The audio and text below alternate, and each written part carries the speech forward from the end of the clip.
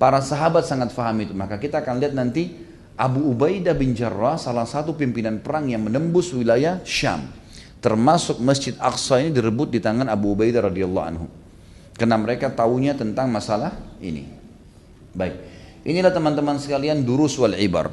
Ini pelajaran-pelajaran yang kita ambil ya, walaupun saya datangkan di awal-awal karena memang manfaatnya ya tujuannya adalah supaya pada saat kita bahas tentang Abu Ubaidah radhiyallahu anhu, tokoh-tokoh kita ini kita akan nyambung, oh ya ternyata ini sebabnya, oh ya karena ini dan seterusnya. Baik, Abu Ubaidah bin Jarrah, kita akan masuk kepada pribadi beliau radhiyallahu anhu, seorang tokoh pahlawan yang layak untuk difahamin, kehidupannya diketahui, diikutin, dicontohi dan seterusnya. Abu Ubaidah bin Jarrah bernama Amir bin Abdullah. Amir bin Abdullah bin Jarrah ya.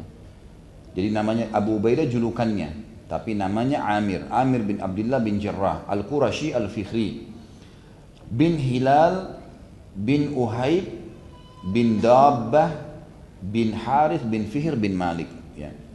Ini kurang lebih jalurnya ketemu dengan Nabi SAW, tentunya di jalur nasab Quraisy.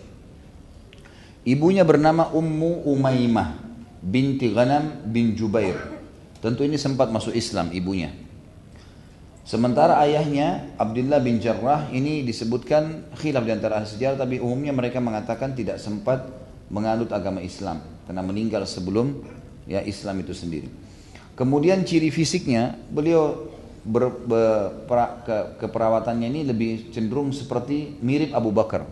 Orangnya kurus tinggi, berjanggut tipis dan juga berkulit yang sangat putih dan memiliki wajah yang tampan. Beliau lahir di wilayah Bitwa, kurang lebih ya Bitwa ini sebuah wilayah ya di kota Mekah itu sendiri. Di Mekah lahirnya 27 tahun sebelum diutusnya Nabi Muhammad SAW, dan dia sebaya dengan Umar bin Khattab seumur. Istrinya bernama Hindun binti Jabir dan anaknya dua, Yazid dan Umair. Ini kurang lebih biografi ringkas tentang nama, jalur nasab dan ciri fisik serta orang tua dan istri juga anaknya. Sekarang kita masuk ke bahasan kita ya, yang lebih jauh lagi, dan ini fokusan bahasan sebenarnya masalah manaqib. Manaqib ini keutamaannya. Apa keutamaan Abu Ubaidah bin Jarrah sehingga dia termasuk orang-orang yang perlu dijadikan sebagai panutan selain seorang sahabat Nabi. Maksudnya dia selain sahabat saya sudah punya kedudukan, apalagi ada kelebihan-kelebihan yang lain. Yang pertama, beliau adalah masuk dari dalam 10 sahabat yang jamin masuk surga. Ini sudah masyhur, hadisnya sering saya ucapkan dari Abu Bakar. Waktu Nabi SAW menunjuk Abu Bakar di surga, Umar di surga, Uthman di surga, Ali di surga, Talha di surga, Zubair di surga, Abdurrahman ibn Auf di surga, Sa'id bin Waqqas di surga, Sa'id bin Zaid di surga, dan Abu Ubaidah bin Jarrah di surga. 10 orang sahabat jamin masuk surga. Dan ini jaminan langsung ya. Nabi SAW ucapkan hadis ini. Yang kedua, beliau termasuk 10 orang sahabat yang pertama masuk Islam. Nanti akan kita jelaskan masuk Islamnya dia ya. Kemudian tentu di sini saya langsung aja, masuk Islamnya dia adalah di tangan Abu Bakar radhiyallahu anhu. Jadi Abu Bakar termasuk ada beberapa tokoh-tokoh sahabat yang masuk Islam di tangan, dan kita sudah sebutkan di kisah Abu Bakar nih bagaimana fadilahnya gitu kan. Yang jelas Abu Ubaidah bin Jarrah salah satu yang masuk Islam di tangan Abu Bakar pada saat itu. Setelah ya masuk Islamnya beberapa orang di tangan Abu Bakar, seperti misalnya Utsman bin Affan gitu kan. Kemudian Abdurrahman bin Auf dan ada beberapa sahabat Nabi yang lain yang dijamin masuk surga juga di tangan Abu Bakar masuk Islamnya. Yang ketiga teman-teman sekalian, satu-satunya orang yang mendapatkan julukan Aminul Ummah. Aminul Ummah ini yang kita sudah katakan orang yang terpercaya, dan ini tadi saya bilang dalam durus wal ibar yang pertama, kalau Islam diutus untuk itu. Saya akan sebutkan kisahnya nih, bagaimana kisahnya dia mendapatkan julukan itu. Teman-teman sekalian, ada sebuah kejadian. Pernah Nabi Muhammad SAW mengutus surat ke wilayah Najran. Najran ini wilayah terkenal sekali dengan agama Nasraninya, dan kuat sekali agama Nasrani. Mereka juga sangat tahu dalam Injil kalau akan keluar Nabi terakhir. Maka Nabi Muhammad SAW mengutus kepada mereka surat. Nih ngajak masuk Islam.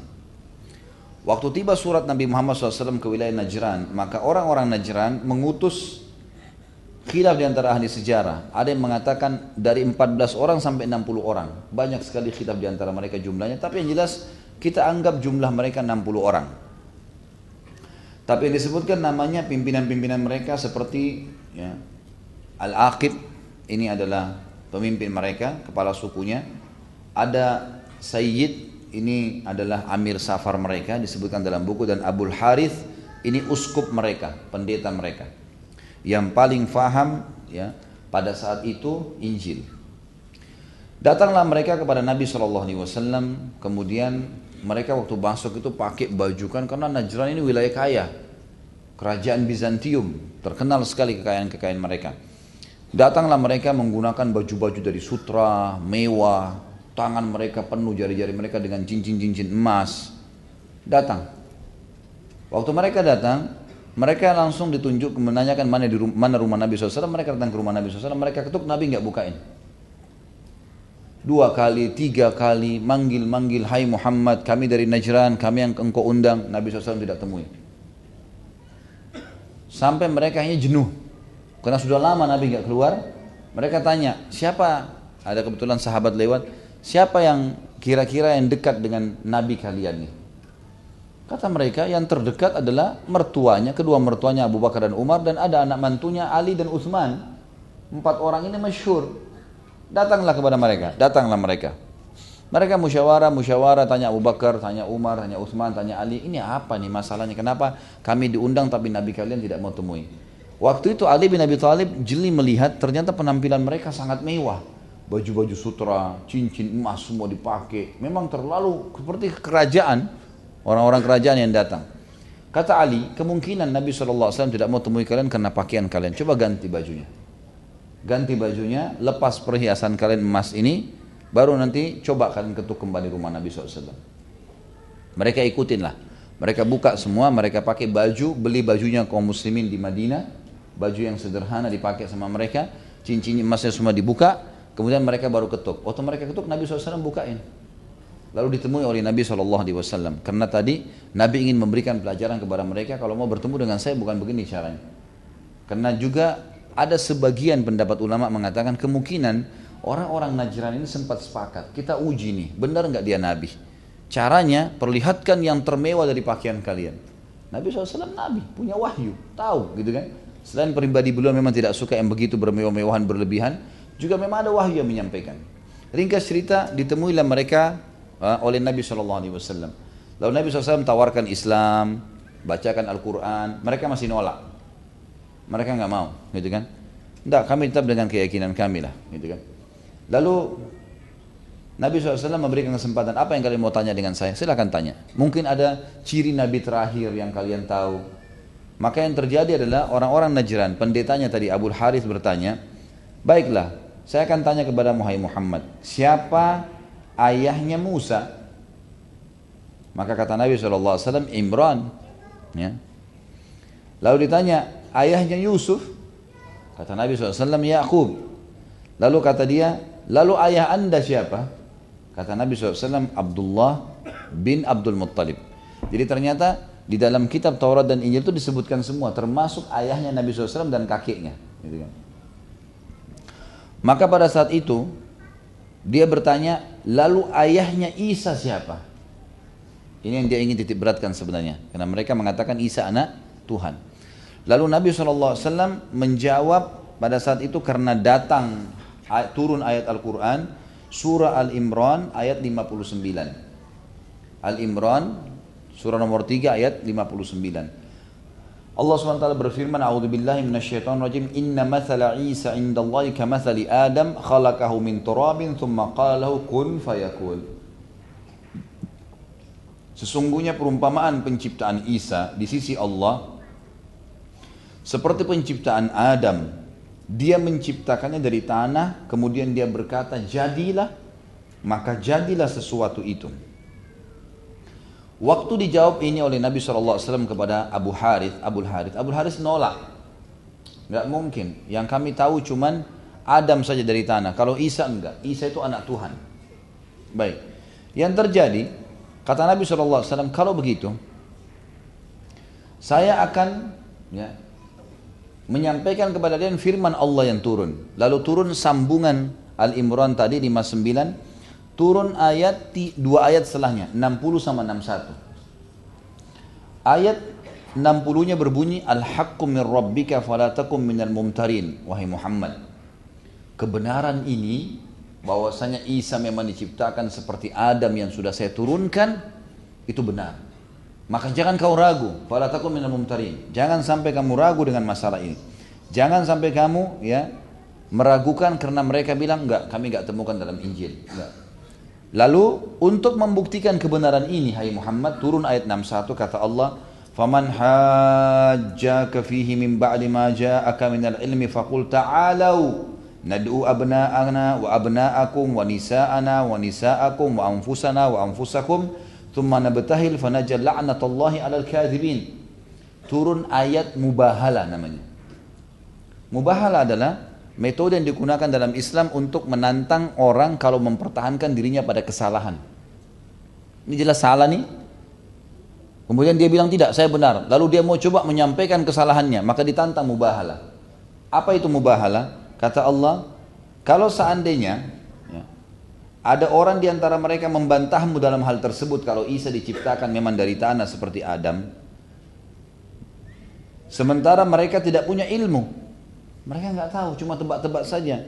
Katakanlah hai Muhammad, ayo kita sekarang bermubahala dengan cara mendatangkan anak-anak kita masing-masing. Kami akan memanggil anak-anak kami dan anak-anak kalian, istri-istri kami dan istri-istri kalian, kami sendiri dan juga kalian juga sendiri. Kemudian marilah kita bermubahala agar laknat Allah ditimpahkan kepada orang-orang yang dusta. Mari kita sama-sama berdoa kepada Allah. Saya datang dengan istri dan anak-anak saya, kemudian kalian juga lakukan itu. Kebetulan pimpinan-pimpinan tadi, si Abul Harith ini pendeta ini, kemudian ada kepala sukunya tadi, ada Amir Safar Said, ada kepala sukunya juga tadi. Itu semuanya datang, si Aqib tadi. Kemudian mereka juga datang dengan keluarga-keluarganya. Kata Nabi SAW, ayo kita kumpul, sebagaimana Allah bilang, saya bawa anak istri saya, kemudian kalian juga sama, lalu kemudian kita minta kepada Allah, ya Allah, siapa yang benar menangkan dan siapa yang salah turunkan laknatmu. Mubahala namanya. Karena ini mempertahankan, sudah dibacakan Al-Quran, sudah diundang, dan mereka sudah diberikan surat, lalu mereka juga datang, dijelaskan juga Islam itu. Ternyata mereka masih menolak. Dan Abul Harith ini dalam beberapa asal juga disebutkan sebenarnya tahu kalau ini kebenaran. Cuma dia merasa berat saja mau mengikuti gitu kan. Kayak merasa nanti wibawanya tercoreng. Jadi masih ada unsur duniawi. Maka Nabi SAW mengajak mereka bermubahala. Banyak sekali dalil yang menjelaskan kepada kita hadis-hadis sahih bagaimana bentuk mubahala itu. Dan antaranya adalah riwayat dikatakan Nabi SAW mengajak pada saat itu Hasan dan Husain digendong cucu beliau radhiyallahu anhuma ajma'in, radhiyallahu anhuma, kemudian Fatimah juga radhiyallahu anha datang di belakang punggung Nabi SAW. Tapi dalam riwayat ini Nabi SAW dalam riwayat ini khusus tidak mendatangkan istrinya. Dalam beberapa asar yang lain sesuai dengan firman Allah mendatangkan istrinya. Kemudian Nabi SAW bersama dengan orang-orang Najran ini menuju ke sebuah tempat padang pasir yang luas, dan di situ ada gunung, di dekat gunung, tapi tidak disebutkan gunung apa. Lalu Nabi SAW mulai mengambil posisi yang berhadapan dengan mereka. Pada saat itu sudah akan terjadi, tiba-tiba saja langit menjadi gelap dan seperti ada lingkaran asap hitam yang besar sekali berputar di atas gunung yang ada di dekat Nabi antara Nabi SAW dengan mereka. Jadi seakan-akan memang ada azab yang siap turun pada saat itu. Maka melihat kejadian tersebut, seluruh orang Najran ketakutan mereka. Lalu musyawarah, kata Abul Harith sama Aqib, setelah mereka musyawarah, mereka mengatakan ini nggak bisa. Kalau dia betul Nabi, berbahaya nih. Kalau dia Nabi, maka kita kena laknat, bukan cuma kita, sampai anak keturunan kita semua kena laknat. Bahkan bulu di badan kita ataupun kuku kita ini akan semua gugur, hancur. Kalau kena laknat, ini mubahala bukan main-main kalau sudah Nabi, gitu kan. Maka mereka pun minta kepada Nabi SAW, sudahlah Muhammad, Kami tidak mau bermubahalah, tapi kami ya ikut dengan hukummu. Bukan masuk Islam ya. Masuk Islam tidak mau, tapi kami mau ikut dengan hukummu. Kata Nabi SAW, kalau kalian tolak Islam, kalian harus bayar jizyah. Kalau kalian tolak, maka terjadi peperangan. Maka mereka bilang, kami pilih jizyah. Maka Nabi SAW pun pada saat menentukan jizyah dari mereka. Nah, pada saat Nabi SAW menentukan jizyah, kebetulan karena banyak sekali. Ini satu Najran, satu negeri besar. Setiap kepala harus bayar. Diambil oleh pemberian sebagai upeti. Kata Allah, hatta yu'tul jizyah jadi hum saghirun, sampai mereka membayar jizyah sementara mereka itu terhina karena menolak kebenaran.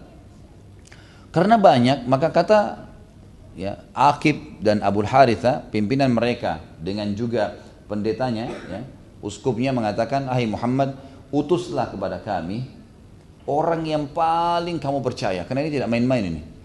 Ini jizyah ini besar sekali. Harus orang yang amanah benar." Gitu kan? Maka keluarlah hadis yang masyhur, hadis riwayat Imam Bukhari. Kata Nabi SAW, "La'abba'athanna ma'akum rajulan aminan haqqa amin."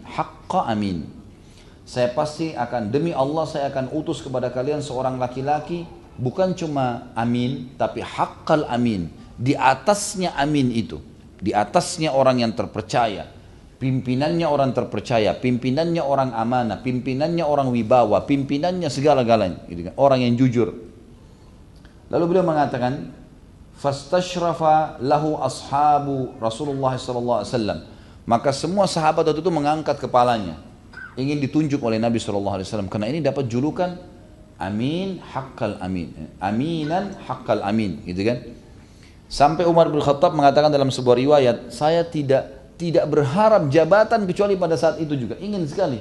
Karena ini luar biasa dapat julukan. Saya pun sengaja meninggikan tubuh saya, padahal Umar sudah tinggi radhiyallahu anhu. Beliau sengaja tinggikan lagi badannya supaya Rasulullah SAW tunjuk. Tapi apa yang terjadi? Maka Nabi SAW mengatakan, "Faqal kum ya Aba Ubaidah bin Jarrah." Berdirilah wahai Abu Ubaidah bin Jarrah. Falamma qama qala Rasulullah SAW, "Hadza aminu hadhil ummah."